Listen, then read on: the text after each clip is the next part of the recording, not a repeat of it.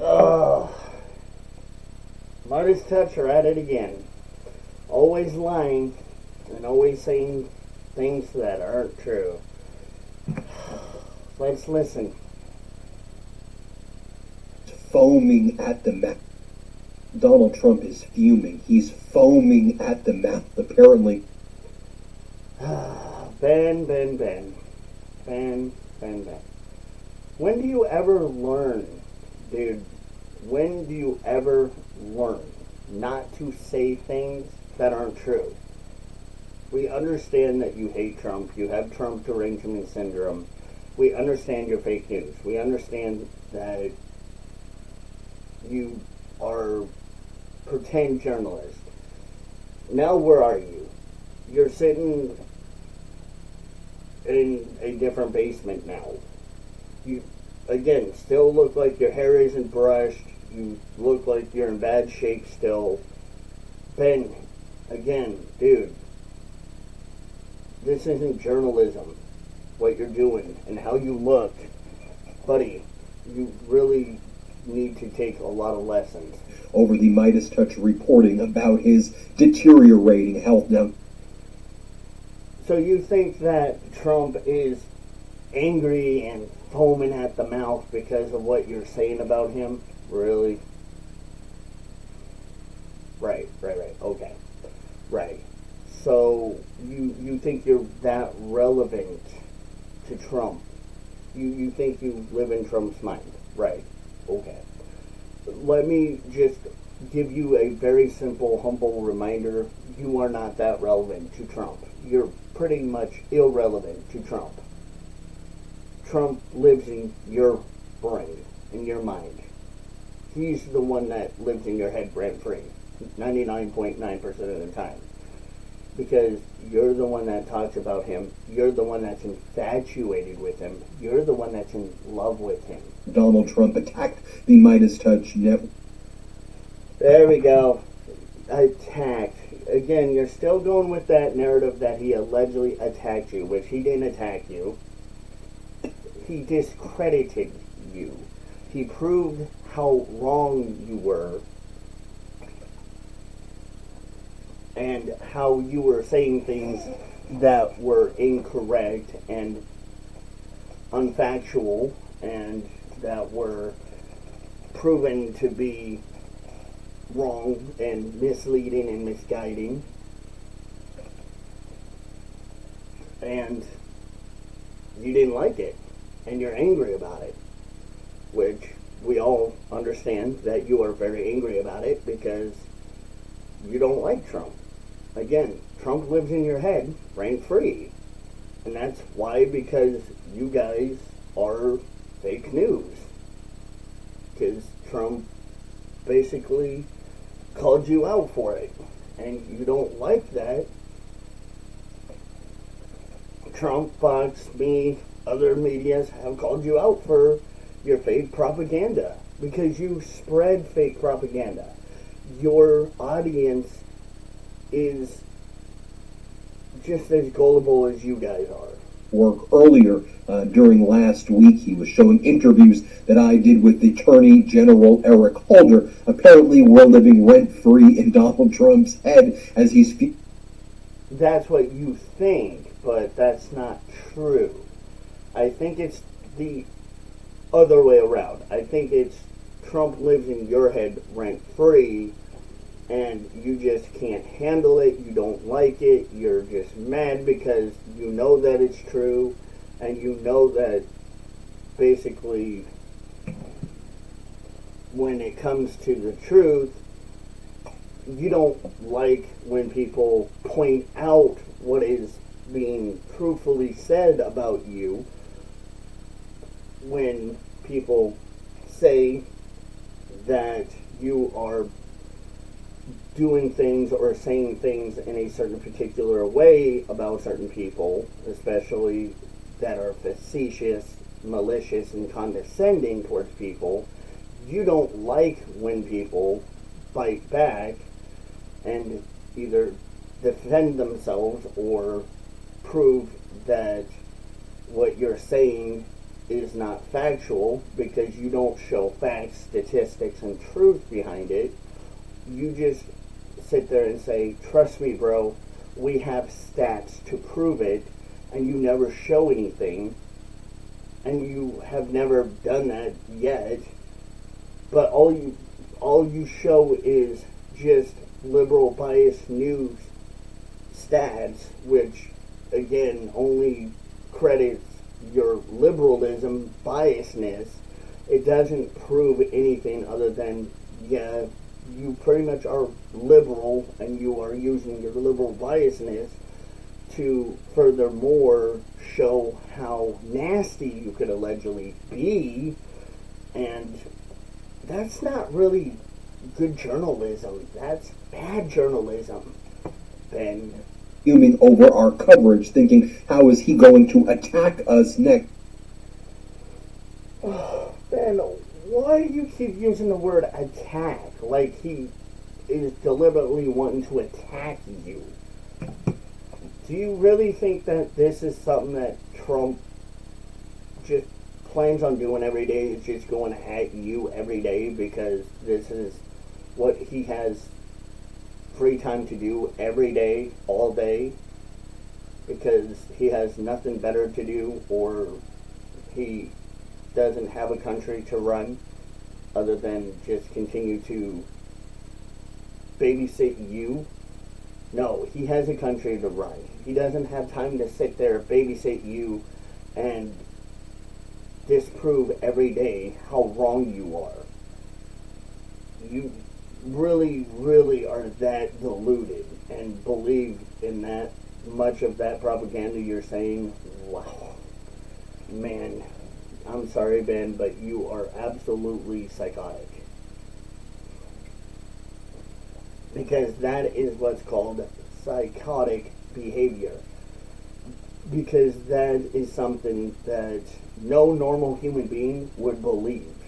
By the way, before I go into more about what's going down in this video, make sure you subscribe to our... Of course, the little PR stunt, subscribe, and yeah, this is what he typically, again, will normally do, because what he does is this type of thing, because he wants to make sure that everyone knows that he's allegedly being attacked, even though he's not being attacked, and he wants people to feel pity for him. He wants people to believe in his fake story, his fake narratives, his fake journalism, and all of his BS propaganda, which obviously we all know is BS. And this is the type of propaganda PR stunt that he uses, because it's what he does, and he knows very well how to use when it comes to fake journalism. And this is what typical fake journalism or fake news does. Because when they do things like this is typically something that they try to push when they are desperate for attention, or they are seeking attention when they know that they are inherently wrong about something, or that they have done something, or that they are trying to either grab more attention from the audience because maybe the audience is not paying much attention to their videos, or their videos is not getting many views because it's possibly too clickbaitish, or just multiple of other things, and it's the tactic that they have to use, or a PR stunt they have to use to try to get people to interact with the videos. I don't do it because I'm not that type of person. I don't need to do it. I just know that y'all will do it. Y'all will like, comment, share, subscribe, and click if you guys like my videos. If you guys don't, you guys don't. That's fine. I don't beg and plead. I'm not desperate. Being desperate also kind of sounds very corny, And I'm not that way, but it's not a good way to act, and it's not very professional too to go about it. So that's why I don't do it, because I know it's corny, I know it's cheesy, and when it's all said and done, the truth of it all is you don't really need to do it. If you're a good journalist, you know that if you're doing good work, people are going to like your work. They're going to follow you. They're going to interact with you. If you aren't doing good work, they're not going to interact with you. They're not going to click on your videos. They're not going to do any of this. So we know why he's doing it, because most of his stuff, Midas Touch, pretty much is a dumpster fire. Our YouTube channel, we're on our way to 6 million subscribers. We're under attack from the Trump regime. See, there you go. That's exactly why I said what I said, because he's going to allege that he's under attack, which he's not, which again is false. He's going to lie. He's going to create a false narrative, which obviously we all know what's going to happen, because that's what he does. Ben does this. Ben likes to do these things because this is what sells. He's trying to do what he can to sell something that really is not happening and make it sound believable.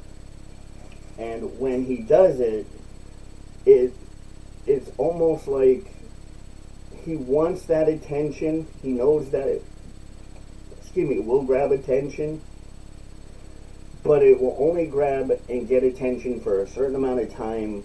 But then after a while, people will kind of get tired of it. And then if you keep using that same narrative and that same thing over and over and over and over and over and over and over and over and over and over again, people are going to start realizing what you're doing. And they're going to start realizing not only that what you're doing is basically lying, manipulating, and cheating the system by basically telling your audience something that really is not happening, and throwing facetious, malicious type narratives out there like that. Your audience are going to at some point see past that and realize, okay, you know what, we're going to unsubscribe. And they're going to lose subscribers because of it, probably, more than likely. I'm surprised they haven't already. Maybe they have, I don't know. I really don't know how many subscribers they have gained or lost. From state regime media known as Fox, we need... See, and then they're saying things like this towards Fox, which obviously, again, they claim that they're allegedly under attack by Fox, but then they go off and say things like this towards Fox.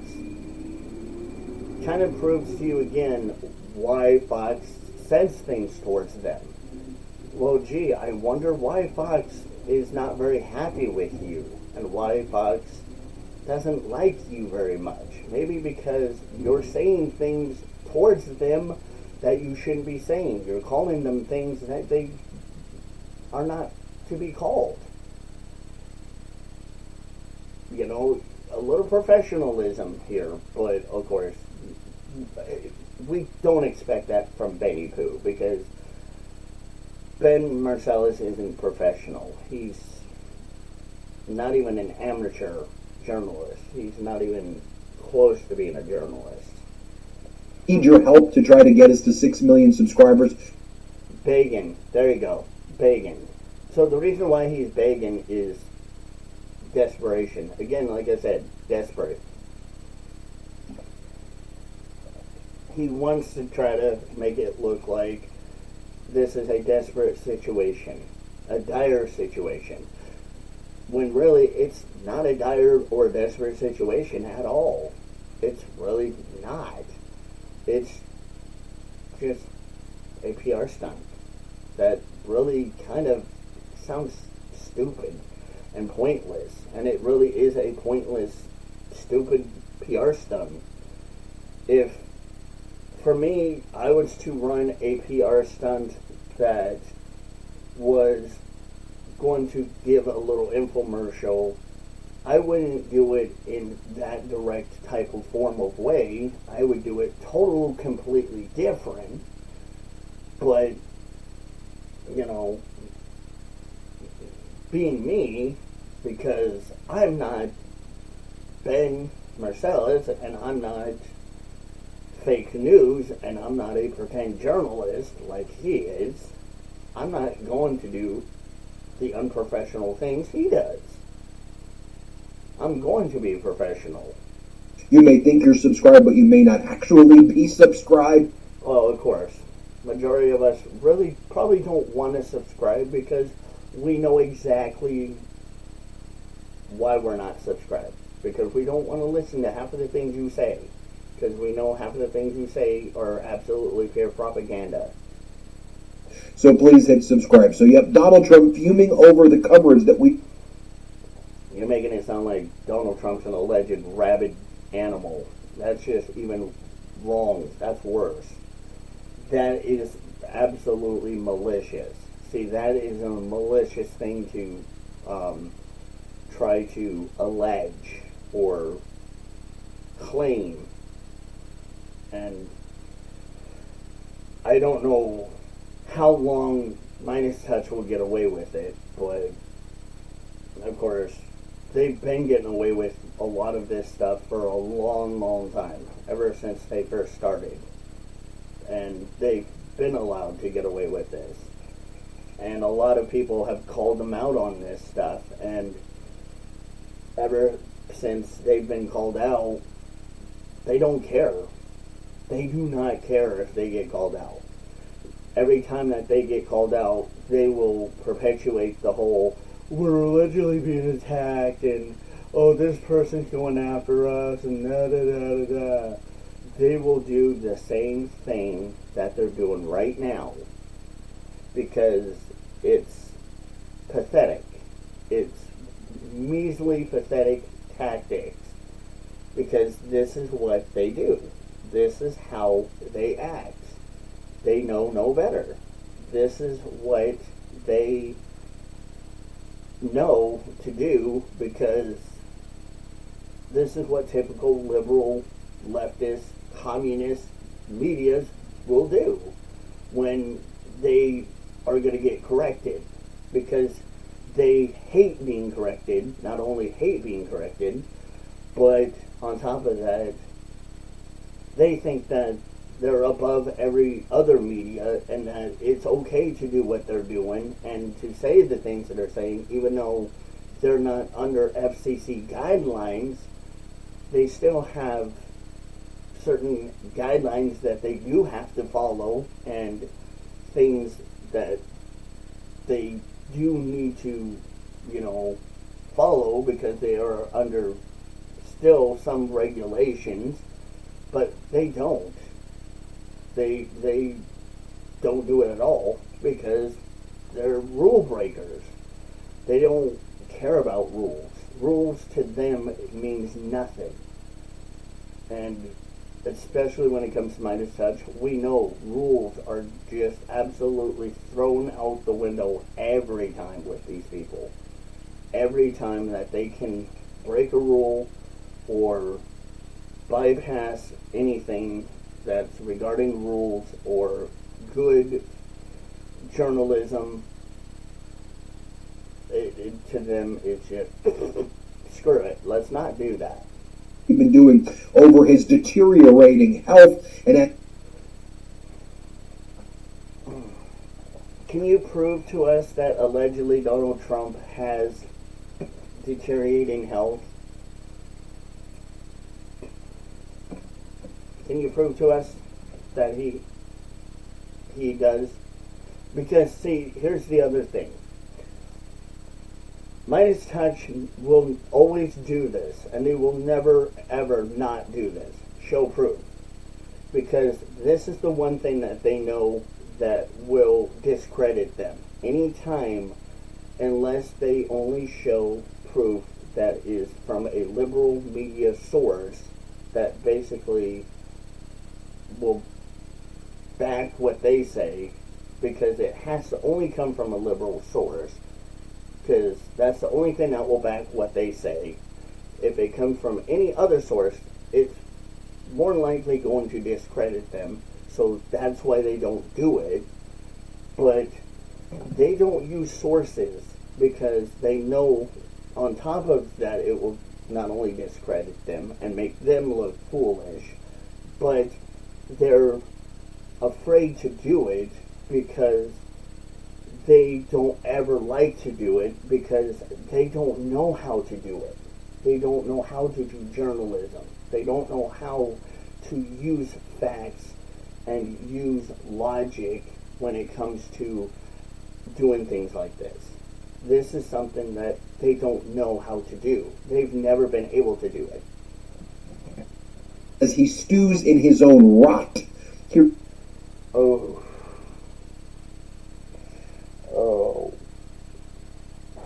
Stewing in his own rot. See, that's being malicious right there.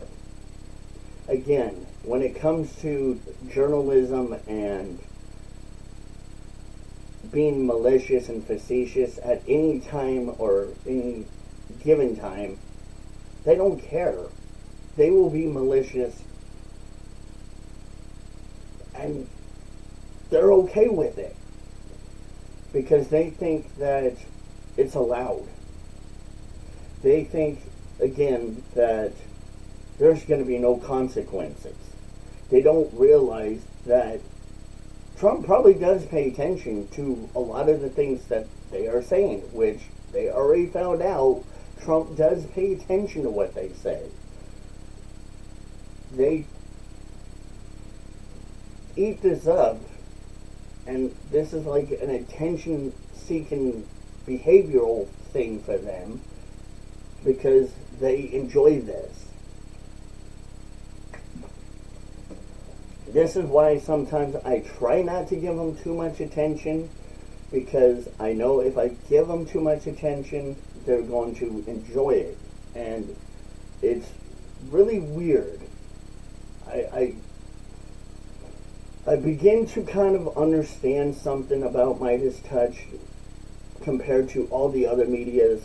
Midas Touch, it's almost like they have this sick, twisted thing with them, where all the other medias, they don't like to have this bad attention drawn towards them, where if they get criticized, it's like, oh, we don't like that. But if Midas Touch, even though, yeah, they'll kind of double down and they'll claim that they'll allegedly be under attack or whatever, it's almost like they get a very sick, twisted pleasure out of it. And it's weird. No other liberal media does that but Midas Touch. And it's really, really weird. Because I've noticed that it only comes from Midas Touch, Ben Marcellus, who does this. It's just weird how he is that only one person who does it. And maybe it's just because that's who he really is, and that's what really he does get out of it, is the sick, twisted, vindictive pleasure, which that's pretty sick, twisted, and effed up, if you ask me. But it's really weird when you think about it, because this is kind of something that you normally would not expect out of any other liberal media, except for Ben Marcellus and Midas Touch. I'm starting to see patterns. When you pay attention enough, you start seeing these repetitions of patterns. and these mantras of things that happen. And because I've dealt with Midas Touch enough, and I've dealt with other media and stuff like that enough, I've seen different patterns. I can recognize these things. Here's the type of things that he was posting last night. Trump blasts Indiana Republicans who defied his redistricting pressure. Ooh, Donald, we're so scared of you. Then he goes, ooh, Donald, we're so scared of you. That type of comment right there, that is mockery. He's pretty much doing that because he wants to not only try to mock Trump, but he's trying to basically just define Trump. He's trying to push the boundaries of where he can go in journalism. Or Ben is, basically, not Trump, but Ben is. He's trying to define that, or he's trying to rebel against Trump in ways by being a little childish, which obviously is nothing out of the norm for this guy. And the other is, when it comes to him doing that, it's unprofessionalism, which, again, we see.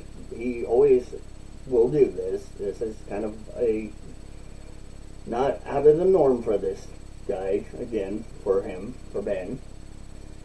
And typical behavior for somebody like Ben, who is a very alleged deranged liberal with Trump derangement syndrome. Baseball Hall of Fame committee is voting on admitting new members tomorrow, and these highly respected... Now, if you listen, you can hear how he's how he's reading this. The way he's reading it is kind of mocking him, but at the same time, it's overtoned with not just mockery, but a sense of sarcasm. He's being sarcastic. And again, typical. Very typical for Ben Marcellus. Very typical for liberal media. Very typical for somebody like him to do when it comes to fake journalists who really are not real journalists and want to pretend they're journalists, and they are living in their mom and dad's basement, and Trump is living in their head rent-free, and they know that Trump is living in their head rent-free, and Ben knows that Trump is living in his head rent-free. So Ben knows that. Trump is in Ben's head rent-free already, and has been already for a long time, and it's pissing Ben off, and Ben can't do anything about it. And that's what I think is happening, is it's just eating at Ben more and more and more and more, and Ben is just at this point deteriorating in front of us. We're seeing that deterioration of mental capacity. He's not able to think coherently because he's having that issue. Owners, executives, and most importantly, Hall of Famers need to do the right thing and put Roger Clemens in the Hall of Fame. Dude, just deal with your freaking job. Like, people... See, criticizing Trump for having an opinion about the Baseball Hall of Fame. Obviously, this again goes back to what I just said. It shows that Ben obviously gets agitated very easily with anything Trump says. Meaning he gets triggered very easily with anything Trump says or anything Trump does. That's Trump derangement syndrome. That's mental illness. Ben has it. We see it. We know he has that Trump derangement syndrome. That's a mental illness that Ben already has had for a long time because of Trump. And it's eating away at Ben. And you can hear it more and more. And even just Ben reading it and whatnot. And just even Trump posting just something simple by posting his opinion, triggering Ben, obviously, which Trump has the right to have his opinion about a baseball team, really shouldn't trigger Ben. I mean, obviously, if it triggers Ben, then that tells you right there that Ben has issues. Possible anger issues. Maybe more of underlying other issues.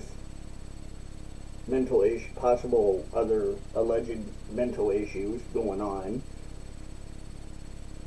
But mostly, I really am thinking more than likely, I think it's really Trump derangement syndrome and anger issues, both co-lining with each other, because you shouldn't just get triggered that easy over something simple that's not really non-political. That's kind of stupid, and that shows really the lack of character in your ability to be a good journalist. That you will never be a good journalist. If you can simply just become unhinged that quickly for something that is non-political and really that Trump has every right to talk about, and you feel the need to just snap like that, you need to stop doing YouTube. You need to stop trying to pretend you're a journalist.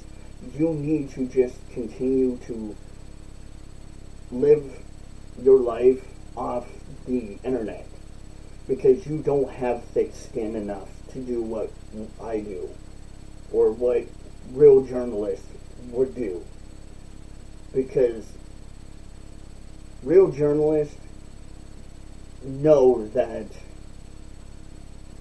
we would never get unhinged with things like that. Especially something simple as that. That's ridiculous. That is absolutely asinine for somebody, and especially a middle-aged man like you, trying again to pretend that you're a journalist, to do. Whether you're a pretend journalist or not, but a middle-aged man like you, just to become unhinged like that for a simple post like that, it's just absolutely asinine. You really have issues that you need to get figured out, because something is going on with you. And I don't know what it is, but that's not good. Whether it's your Trump derangement syndrome and the fact that you really, and your big amount of hate for Trump is just really taking the toll on you mentally, or whatever, but you need to get it fixed. Because, buddy, that you're going to start losing credibility if you keep doing that.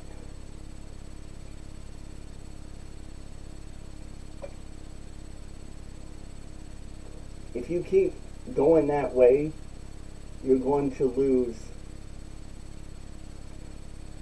a lot of credibility. And a lot of people are going to see that. Like, people are struggling right now in this country. They can't afford things. Healthcare is being ripped away from them. See, you're making arguments, which, fine, you're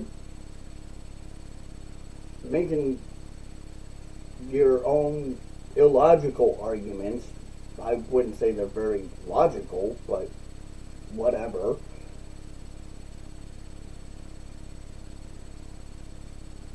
And it's proven more and more that you really are not, you're not stable when it comes to this type of environment.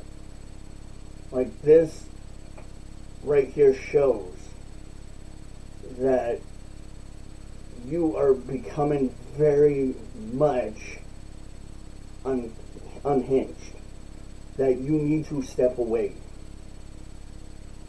And Ben, I as a journalist understand that sometimes it's okay to say, look, I gotta step away, I gotta take time away from doing what I love or what I do, and I need to just have some me time, because sometimes, politics kind of does get to me a little, because I get a little passionate about it, or sometimes it just gets a little overbearing for me. It's okay to feel a little overbearing or overwhelmed or a little agitated, but it's not okay to act and lash out the way you are lashing out and acting. That is irrational. And the way you are thinking and acting is irrational and not okay. And that means right there that you need to recognize in this moment, in situation, that it is a good time for you to probably step away and take time away and reconcile with yourself that maybe you've done a lot and you're doing too much. You're putting a lot of stress on your body, mentally, physically, because yes, politics does cause a lot of it. I'm not gonna lie, it really does. It really does cause a lot of that shit on us. Especially not the consumers, but the journalists. And I'm not saying you're a journalist, because you're not, but journalists like me that do it all the time, it does cause a exponential amount of stress on us. And we have to make the big boy adult decision to recognize when sometimes our health is a little more important than our work. Our work is not more important than our health. Our health should be more important than our work. And just because you have that much hate and anger and spite towards Trump, and you want to continue to lash out and go at him,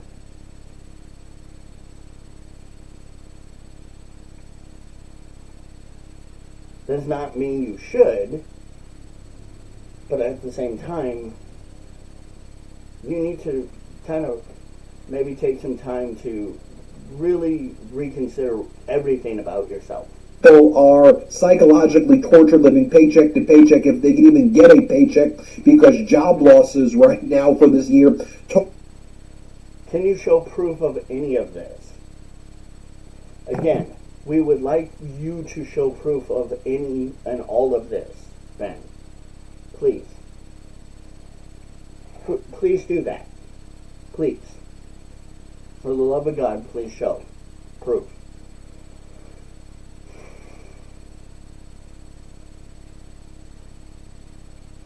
I know it's very hard and difficult for you, because God forbid, if somebody asks you to show proof of anything, you aren't going to be able to do it. Because majority of the time, you never do. Again,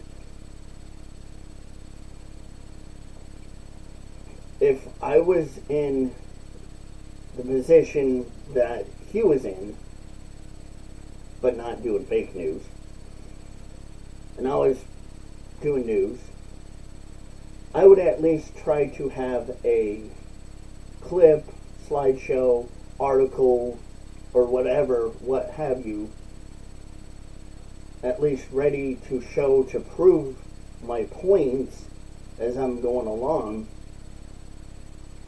so that at least the audience can see, and I can say, well, since we're talking about this, and this, here is a article or a clip that will foundate or concrete my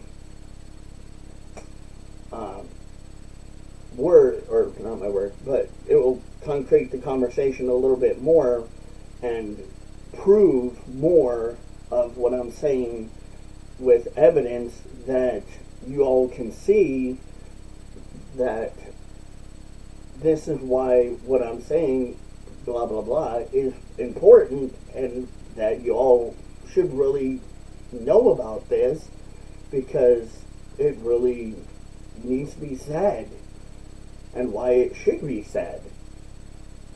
And here's the foundation of the conversation from this clip, and then after that we'll go into an article that also that talks a little bit about it too, that kind of countered what I'm talking about from the left, and how they claim blah blah blah isn't blah blah blah, and we'll talk about it. And so let's roll the clip. At least doing that makes much more sense than what you're doing. Just sitting there going, trust me, bro. That isn't helping. Total over 1.1 million job losses are up 50. See, you're not making any effort to show any concrete evidence.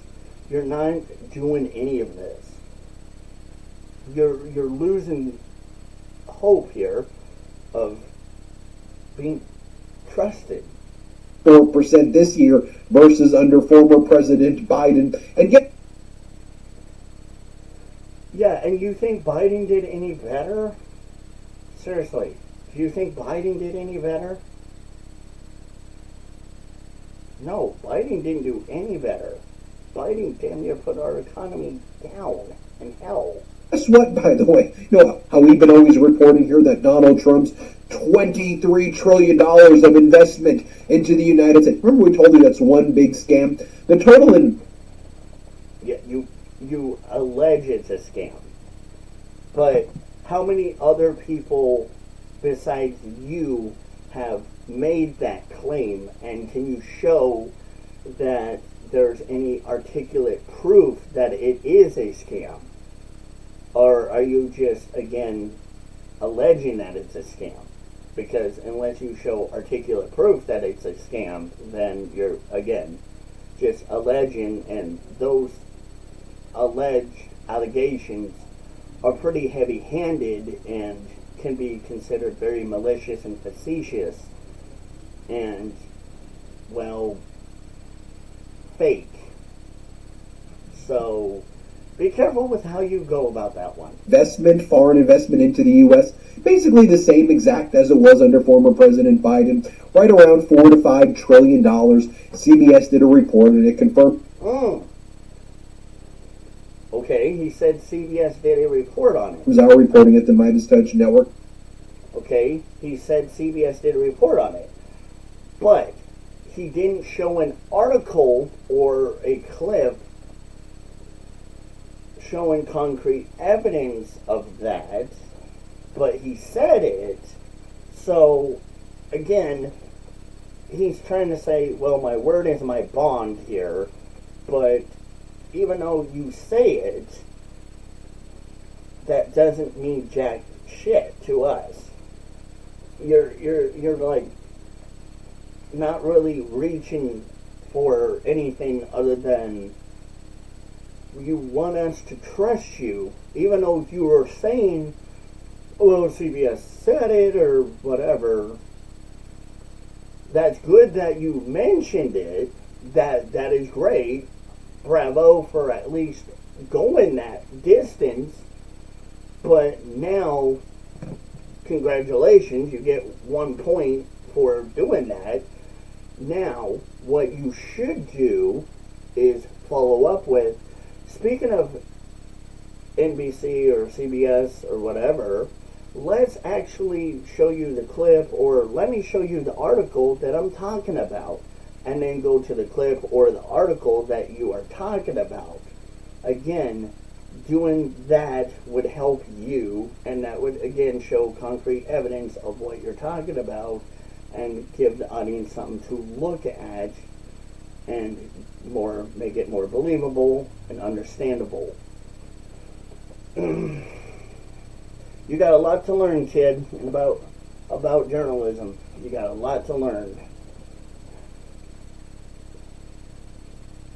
You're not a journalist yet, but I don't know if you'll ever get there.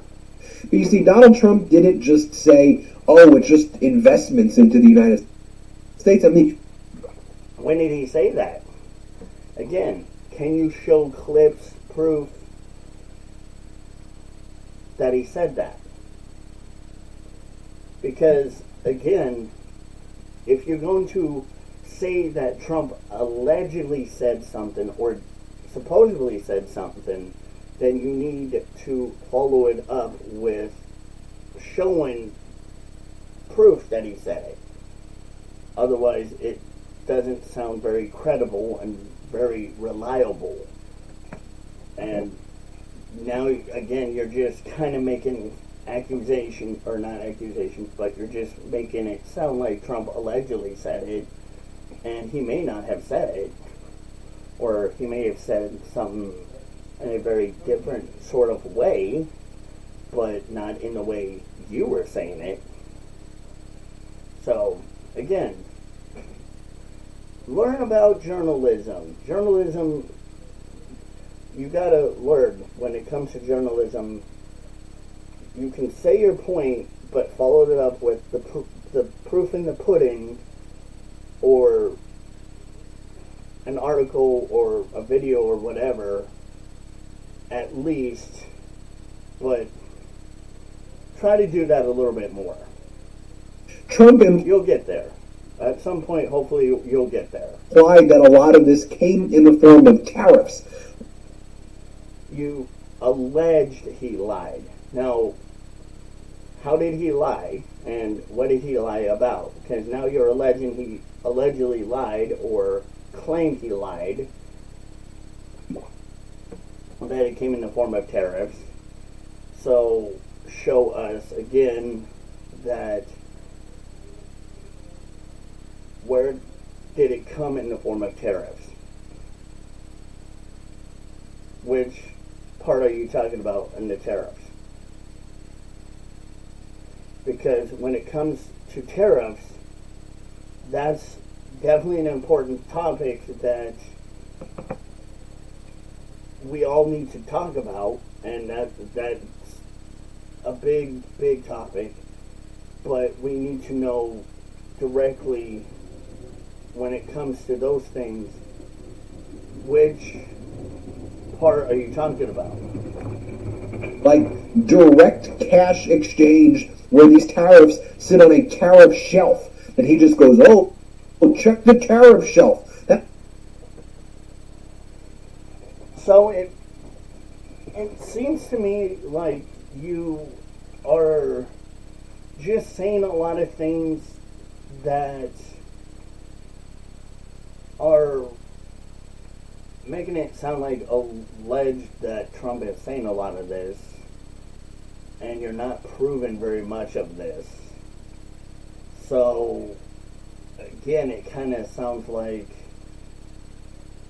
you are just falsifying information and lying, which is bad. That's not a good thing. That's a no-no. And you're also trying to make it sound like Trump's a bad person, which is also not good, when he's not.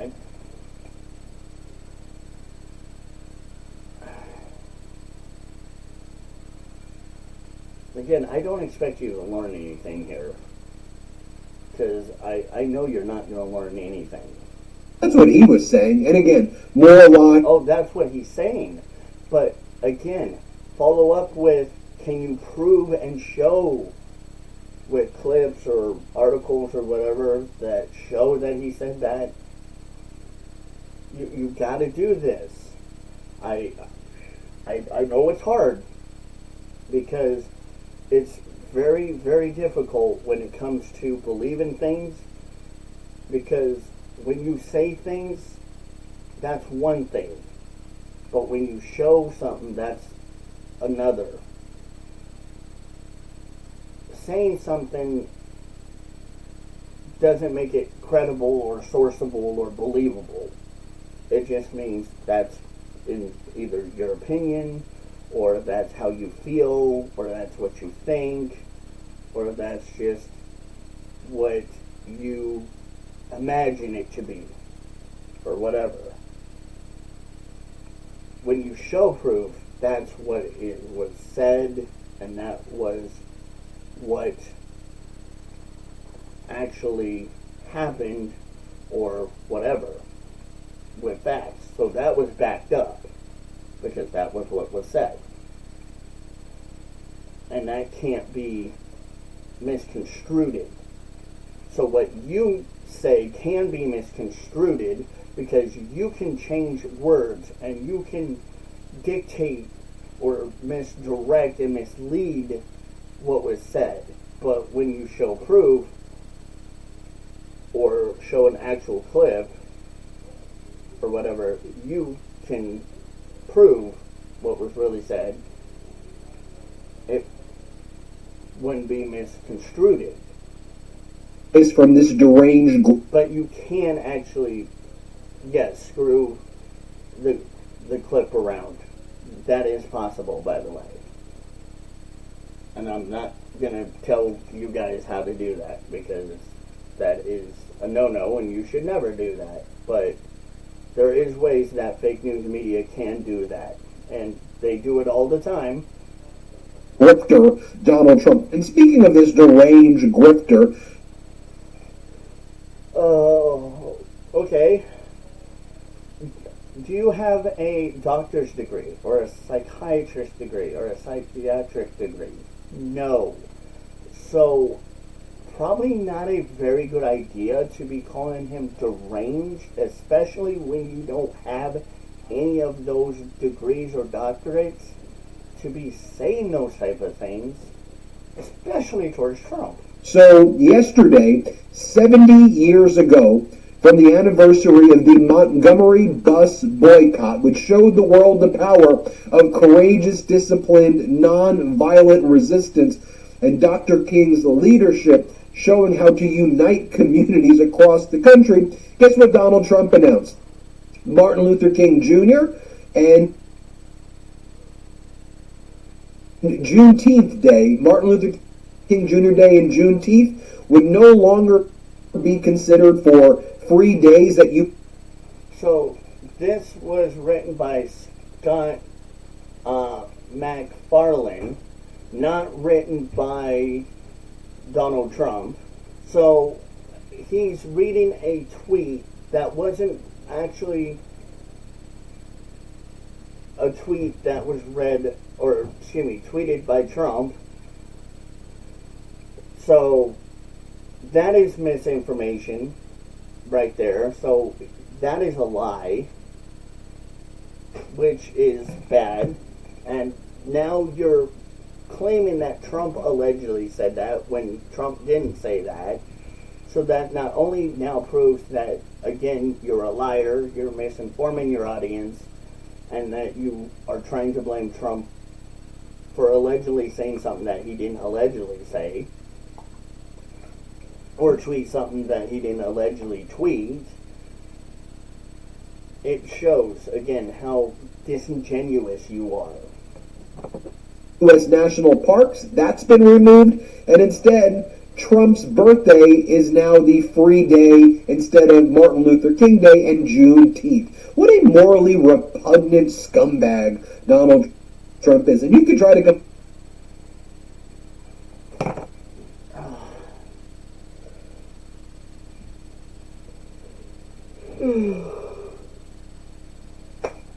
The worst part about this all is that this guy doesn't know how to be honest.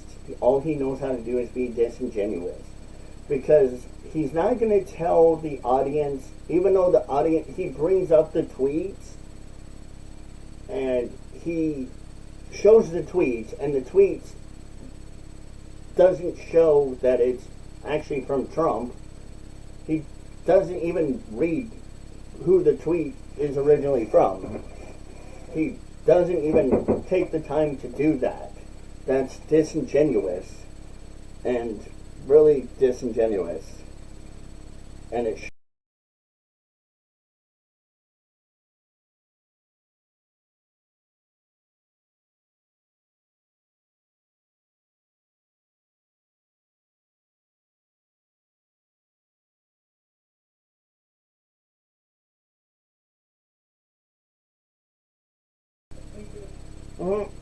But yeah, he doesn't read them. He doesn't read the tweets. He's not reading the fucking tweets. He's not sitting there saying, well, this, and this person said it.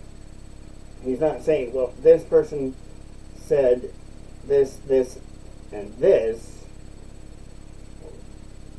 Because, again, if he said this person said it, then it would disprove everything. And then on top of that, it would probably make him look more like an idiot. And on top of that, it would just... it basically wouldn't fit his narrative. He has a narrative. And again, this whole narrative is anti-Trump, anti-Trump, anti-Trump, anti-Trump, hate on Trump, cockapooey on Trump, pretty much.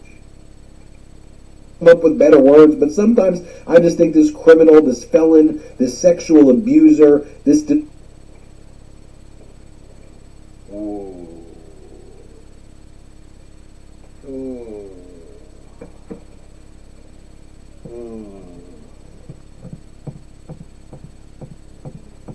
Okay. First of all, you're making very big, heavy allegations towards Trump that really can possibly potentially get you in legality issues if Trump decided to take you to court for what you just said, for alleging that he's a sexual abuser, because number of reasons we can go through, we can tell you that you would probably not be on YouTube for very much longer if Trump decided to have his way with you. And nor are we lawyers or judges by any means, and nor do we act like one or play one on TV, but nor are we legal counsels, but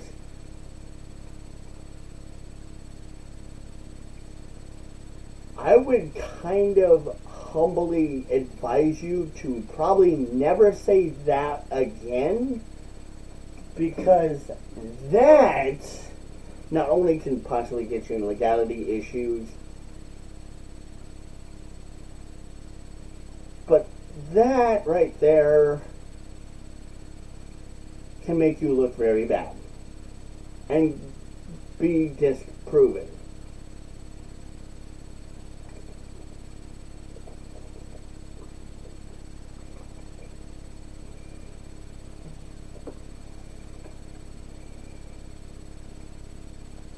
That can be disproven because we know that's not to be true.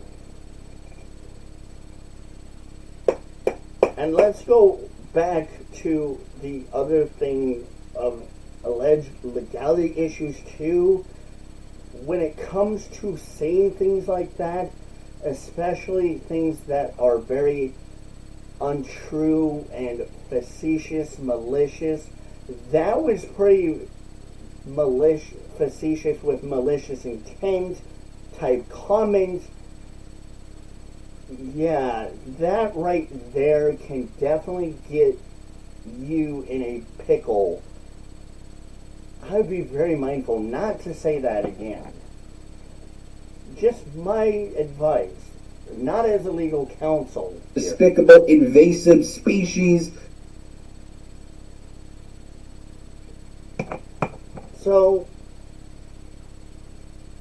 what he's doing is being very facetious, malicious, or facetious with malicious intent, condescending, very not narcissistic, but pretty malicious and pretty facetious and defacing. Well, not deface. Well, the other one was defacement. This one's pretty facetious. These can possibly, this one, these comments won't possibly get him in legality issues like the last one with the alleged calling him a sexual abuser.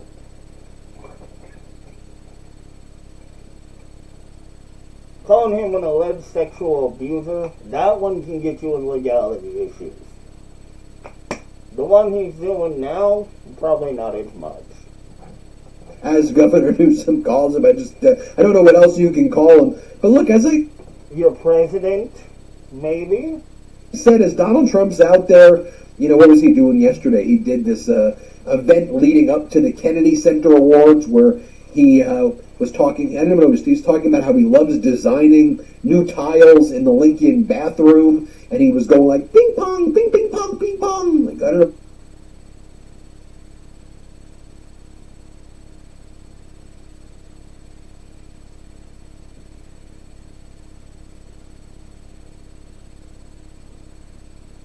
That sounded a little, almost like you were trying not to be racist, but that could be allegedly taken as racist. Like you're allegedly making fun of Asian people. Even though we know that you're trying to be maliciously facetious towards Trump. That was not cool. But what this guy was even... I'm going to show you the receipts. You're probably like, Ben, dude, what the hell are you talking about? Oh, finally, Ben might be shown receipts, finally. I'm going to show you that in a moment. But let's talk about... See, here's the other problem. When he says something, instead of in a moment, we'll show you receipts, he should actually do it right then and there. Because that's an actual good time to start showing receipts. What was going down yesterday in Kentucky, where somebody who was at this food bank line who's seen this goes, I've never seen the line this long at this food bank in Kentucky. This is 4 times the size of every previous year. We have only been to this one 4 times since 2017, but this year the line wraps around the building a second time to the left behind those rows of cars. Everyone is freezing, and an older lady in line had to be taken inside because she looked like she was about to pass out from being too cold and shivering. You know what? How the elite are describing this economy? They call it a K-shaped economy, and think about the letter K. So one line goes up, one line goes down. The line that's going up is Donald Trump rich billionaire buds. That's where it's going up. There's Ooh. Now, the biggest problem here that I have with this comment is that not only, again, is it a facetious attack towards Trump, which honestly really didn't need to be said. There was no need for Trump comments at all to be said there.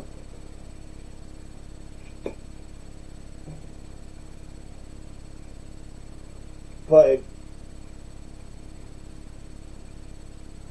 just how he's saying things in general right now tells you, obviously, again, the mindset that Ben has. That Ben really is unstable when it comes to journalism. He's not good with this. I can see it. He's underprepared. He's never got any receipts. Well, he shows receipts only that back his claim.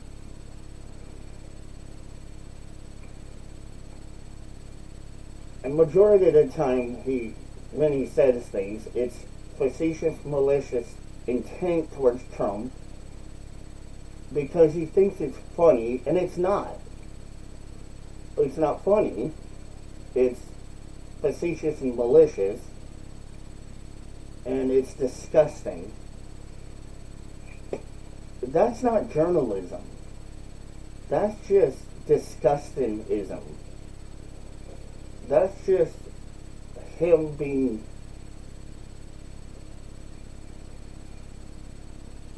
really, really unprofessional and not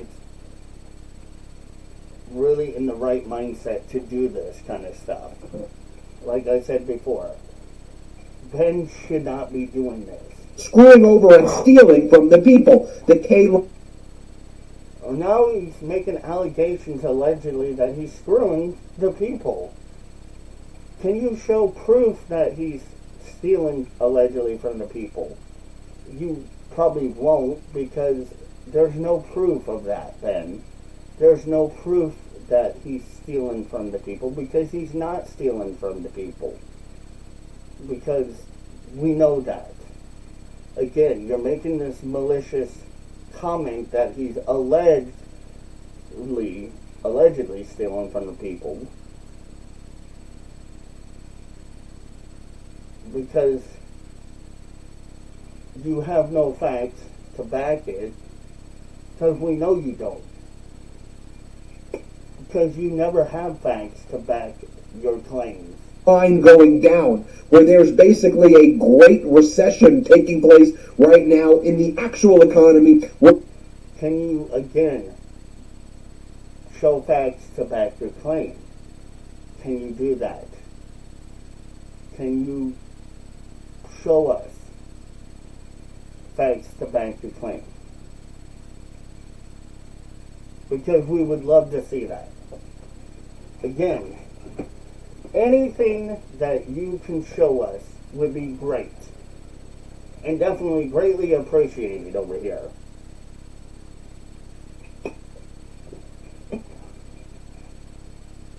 Because obviously, again, we expect very little out of a fake tier 5 pretend or wannabe pretend journalist like you that, again, doesn't know how to be a real journalist, but you only sit there and use things like media sources that back your claim, and you only read tweets that you don't even read that really aren't from Trump, and even if you read them from Trump, you're facetious about it and very snarky about it all the time. And you can't do it without being snarky and facetious, which we all tell you do it. Where most people live, not the fraud-laden BS AI, whatever, speculative economy where the billionaires are making more money than ever before. Ben, do you really think the billionaires are making more money than as much as you think they are? I mean, yeah, the billionaires, yeah. People are making money. It's capitalism. People live in a capitalist society because it's America. It's capitalism. What do you expect? But the billionaires do get taxed too. Do you not realize that too? That they are getting taxed as well. But of course, you probably might not realize that because, of course, you don't show receipts and you don't show proof of that. Because, of course, we don't expect that from a fake journalist like you. All right, so as I mentioned, Donald Trump held this weird event at the, leading up to these Kennedy Center Awards. And as I said, he was like, ping, ping, ping, ping. Again, very facetious, very snarky, and almost can sound kind of a little racist. Ping, ping, ping.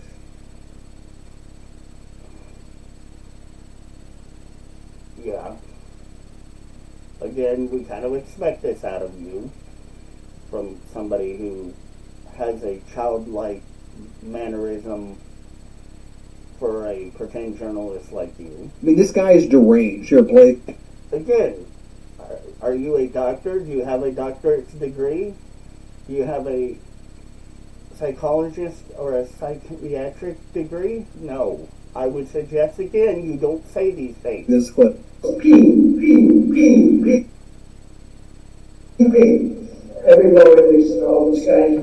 Well, he's making the sound of a hammer, okay? The way Ben is making it sound doesn't sound like a hammer. He's just making it sound weirder. And then Donald Trump also said, he goes, the Truman administration, they put cheap tile into Lincoln's bathroom. But I, Donald Trump, put in good tile. Here, play this clip. For the first 4 years, I was the hunted. So I didn't have a lot of time to fix up the floors, to redo the Lincoln bathroom, took a little heat. It was the worst job was done in many years ago. It was done during actually the Truman administration with very cheap green tile. That wasn't Lincoln. Now we have it done in beautiful, beautiful paradisiac marble. So he's criticizing the tile. So what? I mean, honestly, okay, he has the right to criticize the tile, which he feels like the tile was a little cheap. Okay? That's not something that is not unexpected from Trump, because again, Trump is the kind of guy, he has very good taste in things. He likes things that are going to be a little bit extravagant, a little bit over, maybe some would call over the top.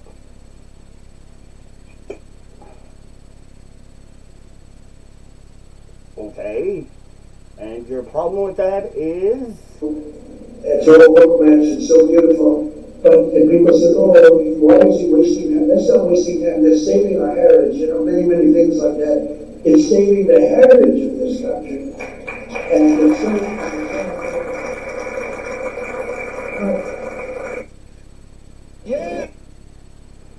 honestly, in my opinion, again, it goes back down to, we know that Trump has very expensive taste. Then earlier in the day, we heard from the war criminal himself, Pete. I would be very careful, again, alleging things that can possibly potentially get you in legality issues, especially alleging that somebody's an alleged war criminal when they're not. Hegseth. Yeah. Because, God forbid, if somebody emails or lets that person know that you're calling them that, and they find out that they're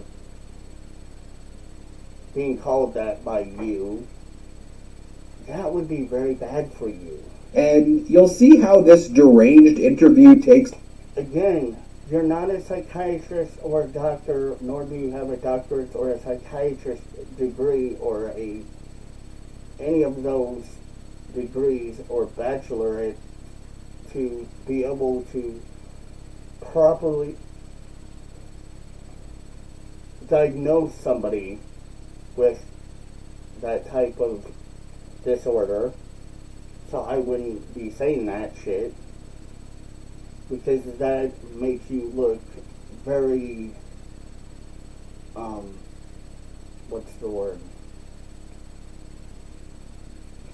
Unprofessional and very unhinged. Place with this propagandist interviewer who's saying to Pete Hegseth, you know, the IG report, the Inspector General report, cleared you, but would you still use Signal again? And Pete Hegseth responds to the propagandist, like this stuff's right out of North Korea. Hegseth goes, I don't have any regrets. I wouldn't change a damn thing. I would do exactly as I did. He's telling us here that he would use Signal again to have classified conversations on his public phone, on his regular phone. We all should realize the Defense Department built a... Can you show proof that he did it, though? GIF in Hegseth's home during these attacks on Yemen, and it still exists today. They gave him a phone that was secured. They gave him a computer that was secured. They built this GIF. Hegseth walks outside, picks up his phone, and starts blabbering about the war plans in Yemen. And the Inspector General didn't clear him of everything. The Inspector General's report said the Secretary's actions created a risk to operational security that could have resulted in failed U.S. mission objectives and potential harm to U.S. pilots. Now, okay, if he allegedly did that, then yes, he can get in trouble for doing that. But again, if he did do that, then you need to show proof that he did do that, so that we can see that he did that, so that we're all on the same page with you. Otherwise, again, you would look very uncredible and look pretty goofy, and you would look like you're lying about stuff, which we know majority of the time you are kind of a known alleged pathological liar. One of the things we know as well is that the Inspector General was not able to actually interview Hegseth. He refused to show up. The Inspector General did not get Hegseth's phone. He refused to turn over his phone. So they just based it on the one text message exchange that we all saw in the public, because the Hegseth and that crew invited a journalist from The Atlantic inadvertently. They inadvertently included him on the group chat, but we don't know what else Hegseth did. He may have had hundreds of other You think that was the only one? Come on, of course the guy had other conversations. In my opinion, Again, if he did do it, then yeah, he can get in trouble for it, for releasing classified information or doing things. If he did do something wrong, then yes, he can get in trouble for it. But again, there needs to be proof that he did do it. Otherwise, if there's no proof, then he didn't do it. That is, And think about this. How do you know that foreign agencies did not access Hegseth's phone? We know that foreign agencies access the phones of other Trump regime officials. We know that's how we learned that. Did they? Then where's the proof that it allegedly happened then? Where is the phone documents showing that the phone conversations were leaked and everything that you're claiming happened? All of this needs to be shown, not just said by your own words and taken by your own words and your own... Just trust me, bro, I'm speaking truth over here. You have to show proof. Trump laundered the 28-point Russian surrender plan to try to get Ukraine to surrender. It seems like it was probably European intelligence or another intelligence service that got into these phones of these Americans, and Kushner and what's his name, Witkoff. Stumbling over his words. Typical.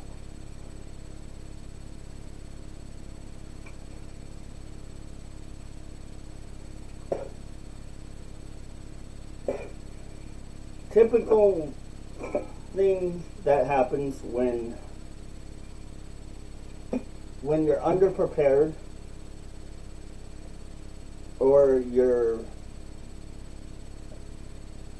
thinking too fast, you're speaking too fast, you're not slowing down, you're not able to have that information in front of you and or notes in front of you, which obviously he doesn't have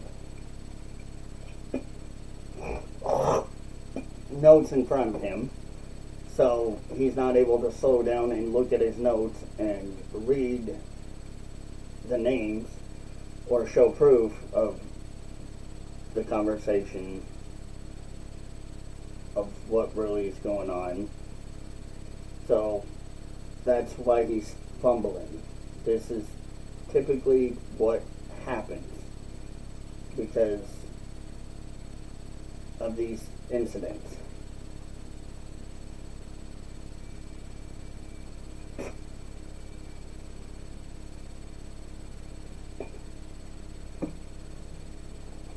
He can slow down, but he chooses not to, which is fine. It's totally up to him whether he slows down or not, but he should, but he won't.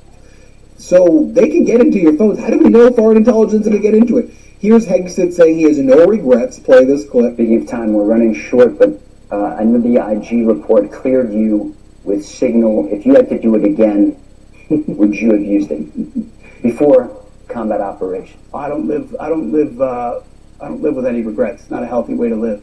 And I know exactly where my compass is on these troops, which is why you've seen, and same with the president, the revival of the spirit inside our military. If you spend, I would encourage some reporters here to spend some time with actual formations of units, Marines, soldiers out there, combat. Now, that question could be taken in multiple different directions. The guy could be asking, do you regret anything that you have done, maybe, as in regards to which he didn't ask, do you regret anything you have done? So that's not what he's asking, but do you have any regrets? Basically meaning, do you have any regrets? Which is just a plain, simple, direct question, do you have any regrets? So, obviously, he's not asking a question of do you have any regrets about the phone calls or anything like that, which it doesn't sound like the journalist asking questions is talking about the phone calls or whatever the Benny Pooh is asking about, or not asking but talking about. The guy's just straight up asking, do you have regrets? And the guy's saying, no, I don't have any regrets. Arms folks. And then Hegseth is asked a question, when are you going to release the video of the double tap, of the double strike, that September 2nd strike where the but just so you're clear on my view, I've said this before, just so you have no ambiguity where I stand, all of these operations off the coast of Venezuela and in the Pacific by Hegseth, to me, are war crimes. Every aspect. To you are war crimes. Okay. That right there makes it simple. Now we know where you stand. At least you're not being ambiguous and you're not being objective about it. You're being honest and at least telling us where you stand about it.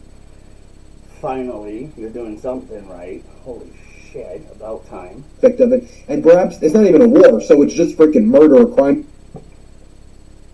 Oh, now you doubled down and went back from war crime to now just alleged murder. Okay. It was against humanity, so let's be clear. And Great.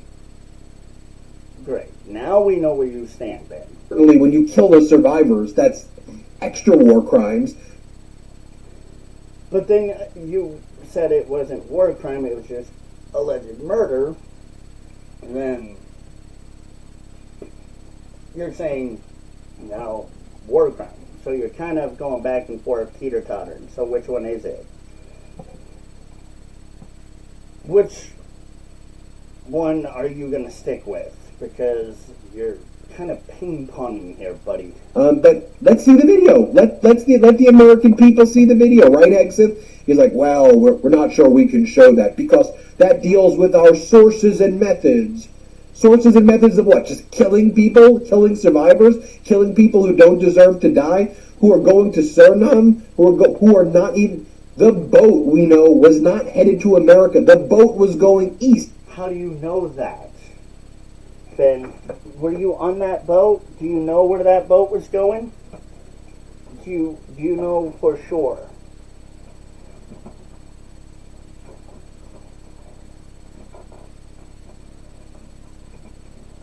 Do you know anything, Ben, about that boat? Because right now it sounds like you're making assumptions again. From Venezuela east, not. Go look at a map, okay? East is not where the United States of America is from Venezuela. But Hegseth goes, yeah, we probably won't be able to show you that video. That's classified. Here, play this clip. After Admiral Bradley's meetings on Capitol Hill with the chairman of the Joint Chiefs, President Trump said he would have no problem if the full video of the strike is released. When can we see that video? When will you release it? We're reviewing it right now to make sure sources, methods, I mean, it's an ongoing operation. We're reviewing it, meaning that it's under review. They're looking at it and they're investigating. They're doing their job, which is good. That's a good thing that they're doing. They're trying to do their job at least. TTPs, we've got operators out there doing this right now, so whatever we were to decide to release, we'd have to be very responsible about. So we're reviewing that.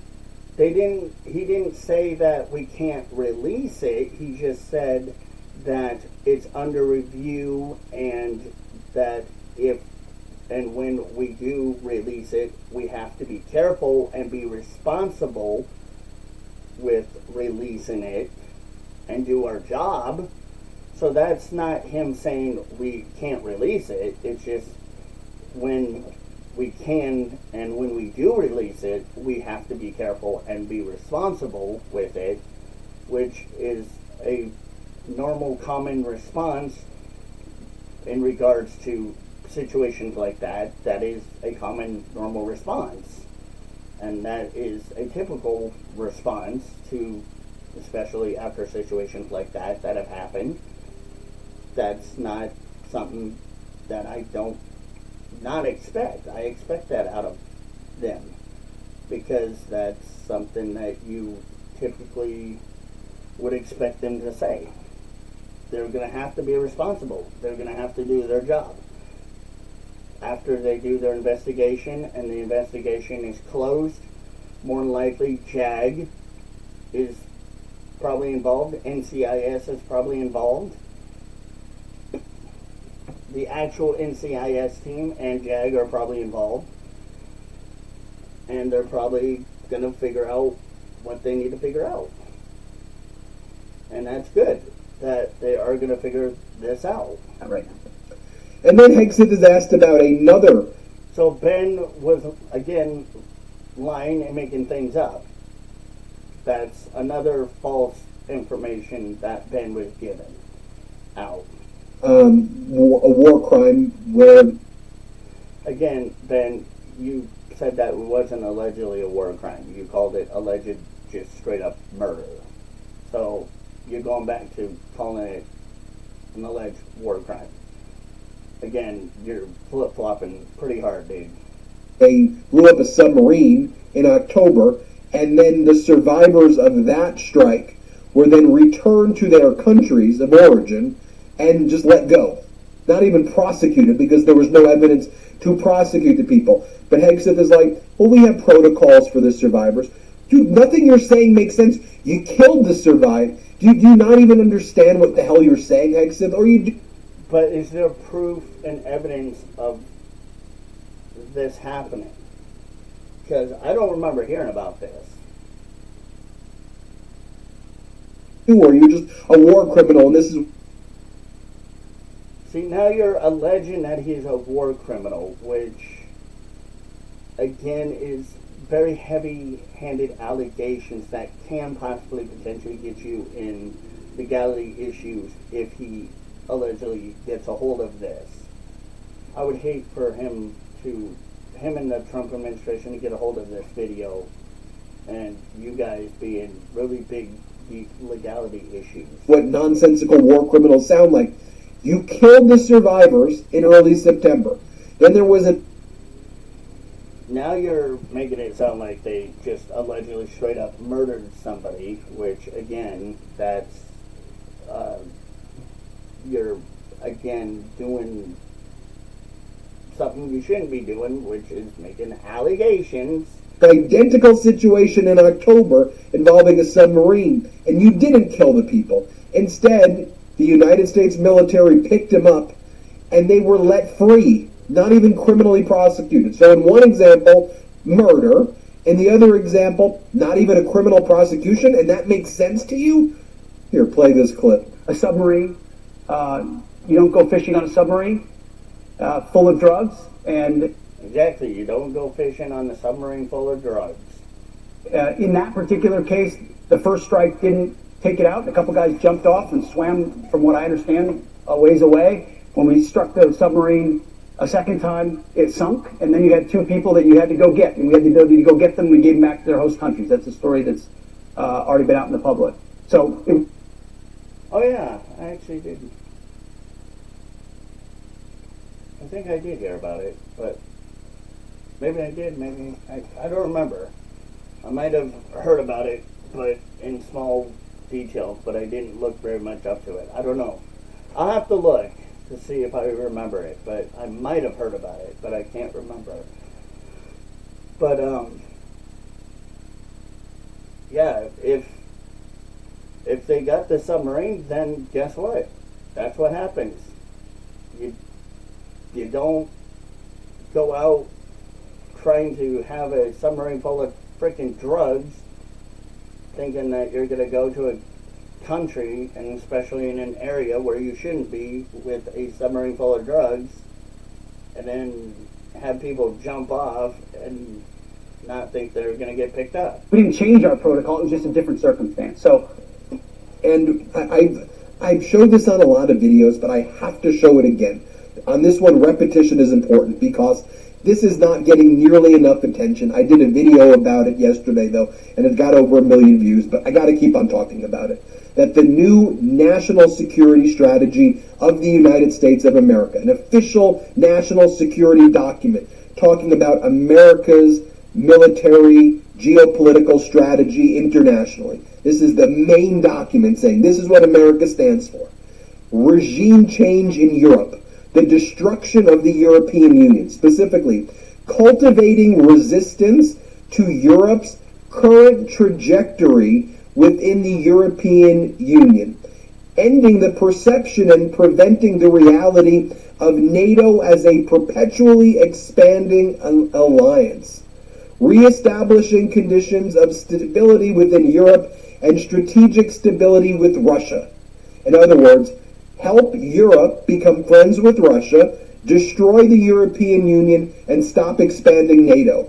That's really not what it really technically, I don't think they mean, but that's your opinion again. So, written there. That is an official Trump statement on American foreign policy. And can you think of anything more pro-Putin, more of a Putin bootlicker than that? Than that right there? And lastly, let me just show you what Senator Captain Mark Kelly, an actual war hero, said to his wife. He's a congresswoman. His wife was previously shot in the face. You know the story about her.